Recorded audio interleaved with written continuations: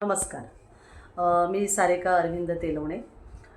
प्रथमतः मी तुमचं मनःपूर्वक स्वागत करते. कारण शासनाचे वेगवेगळे उपक्रम नेहमी सुरू असतात आणि त्यातलाच एक उपक्रम म्हणजे आपल्या शाळेमधील वर्ग शिक्षकांनी प्रश्नपत्रिका तयार करणं, त्यानंतर यूट्यूबवरती व्हिडिओ अपलोड करणं, हेच नव्हे तर पाठांचं टाचण, या सर्व गोष्टी शिक्षकांकडून करत असताना त्या प्रश्नांचं स्वरूप कसं असावं यात मी थोडक्यात आपल्याला माहिती देत आहे.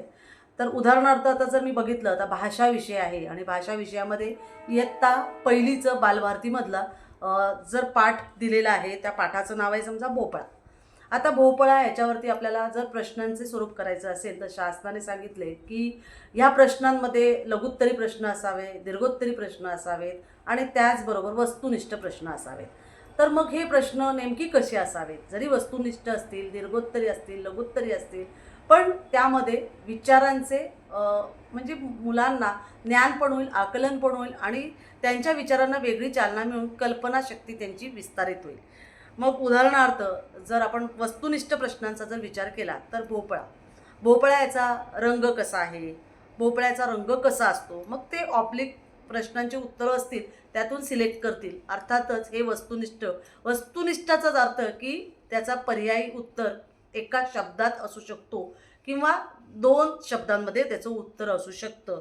मग गाळलेल्या जागा असू शकतात, एका वाक्यात सुद्धा असू शकतं आणि त्याला पर्यायी, बहुपर्यायी अशी उत्तरं नसणार आहेत.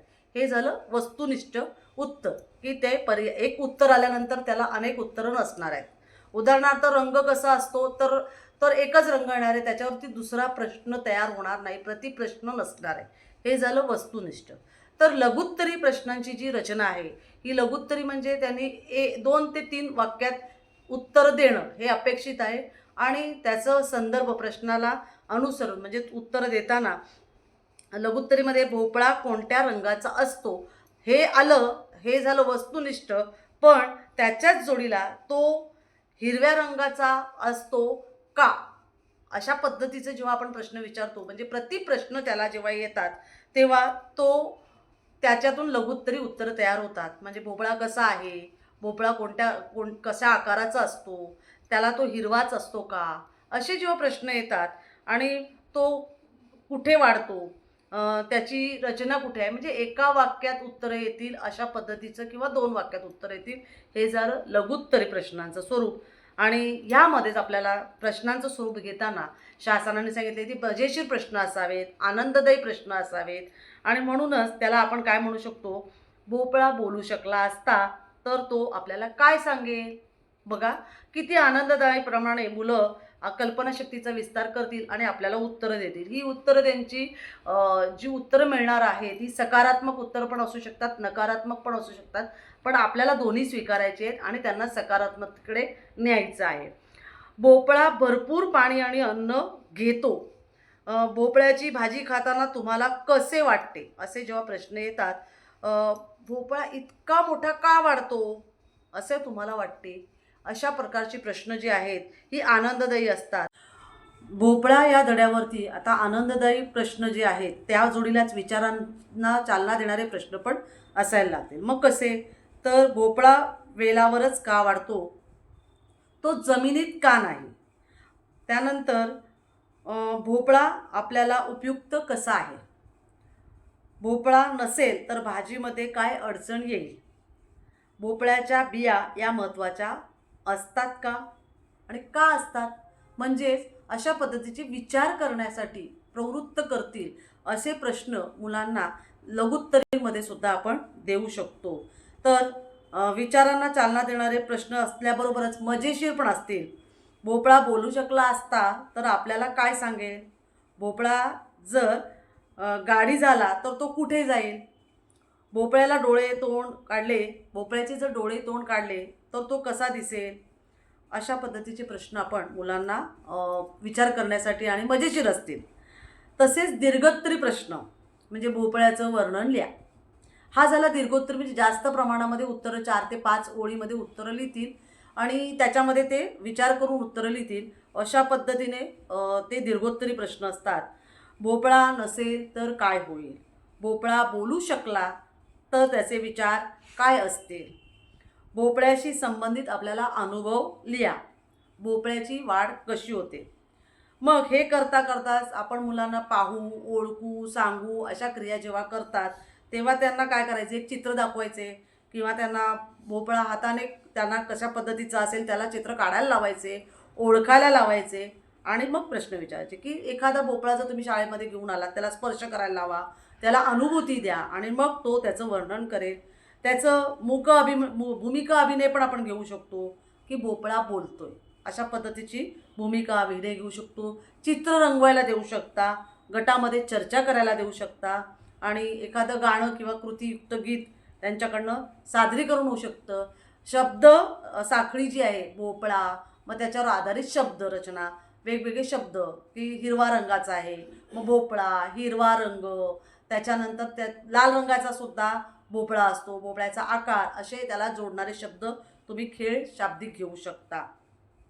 विचारांना चालना देत असतानाच आपण जेव्हा हे प्रश्न वस्तुनिष्ठ, लघुत्तरी आणि दीर्घोत्तरी प्रश्नरचना तयार करतो त्यावेळेला त्यांच्या कल्पनांना वाव मिळेल अशा पद्धतींचे विचार क्षमता वाढेल. त्याच्यानंतर हे झालं मराठी भाषेचं आपण पाहिलं. तसंच तुम्ही मराठी भाषेमध्ये हा पहिलीचा लेसन पाहिल्यानंतर तुम्हाला आता धूळ पेरणी चौथीचा जो पाठ आहे तो सुद्धा तुम्ही अशा पद्धतीने तयार करू शकता. वस्तुनिष्ठ प्रश्नांमध्ये तुम्हाला समजले की धूळ पेरणी म्हणजे काय, जेव्हा एका शब्दात एका वाक्यात उत्तर मिळेल, हे झालं तुमचं वस्तुनिष्ठ प्रश्न. त्यानंतर तुम्हाला लघुत्तरी प्रश्न जेव्हा घ्यायचे आहेत की शिक्षकांना म्हणजे तुम्ही सांगतात विद्यार्थ्यांना जेव्हा लेसन शिकवतात त्यावेळेला बरेच प्रश्नांचा सराव घेत असतात आणि मग लघुत्तरी प्रश्नामध्ये सुद्धा जातात की धूळ पेरणी जी आहे ती का केली जाते, धूळ पेरणी करताना कोणते साधन वापरले जातात. मग ह्या पद्धतीने तुम्ही विचार करायला लावतात आणि मग नंतर येतं दीर्घोत्तरी प्रश्न.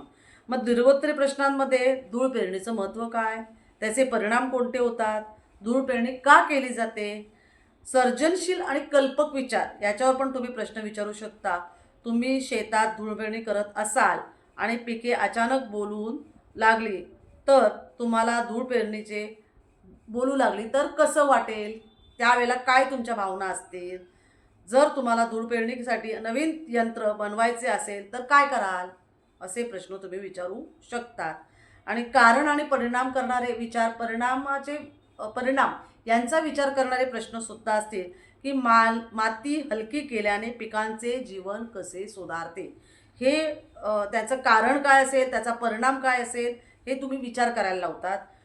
त्यानंतर पिकांची मुळे नीट वाढत्या नसल्यास उत्पादनावरती त्याचा काय परिणाम होतो.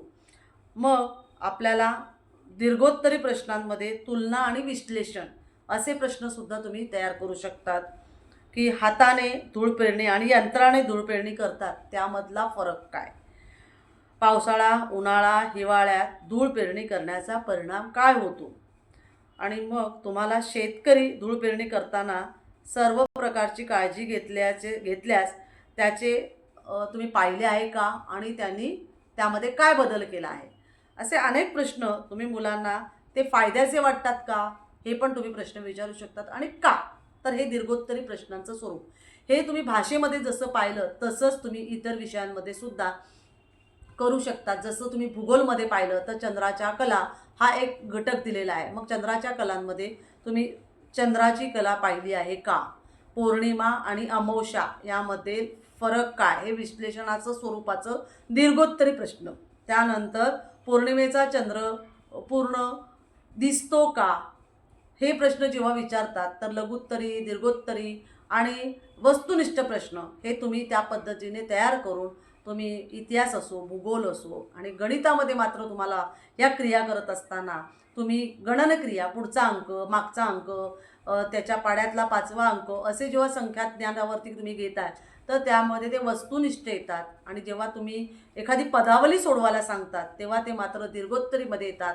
आणि लघुत्तरीमध्ये तुम्ही थोडक्यात त्याचं बेरीज केली आहे, वजाबाकी केली आहे, ही जी स्वरूप आहे हे तुमचं लघुत्तरीमध्ये येतं. अशा पद्धतीने तुम्ही त्यांची काठिण्य पातळी, विद्यार्थ्यांच्या प्रश्नांची काठिण्य पातळी पाहता विद्यार्थ्यांना सहज सोपे होईल अशा पद्धतीने प्रश्नांचे स्वरूप करण्याचे शासनाने निर्धारित केले आहे आणि मी तुम्हाला हे थोडक्यात कसं तयार करता येईल याची उदाहरणं दिलेली आहेत. तर याबाबत तुम्हाला अजून कोणते घटक माहिती हवे असेल तर आपण मला जरूर या व्हॉट्सअपवरती मला कळवावं किंवा माझ्या यूट्यूब चॅनलला तुम्ही त्याचा मेसेज द्यावा, जेणेकरून मी तुम्हाला तुमची पुढची क्रिया त्याबद्दल सांगू शकेन. धन्यवाद.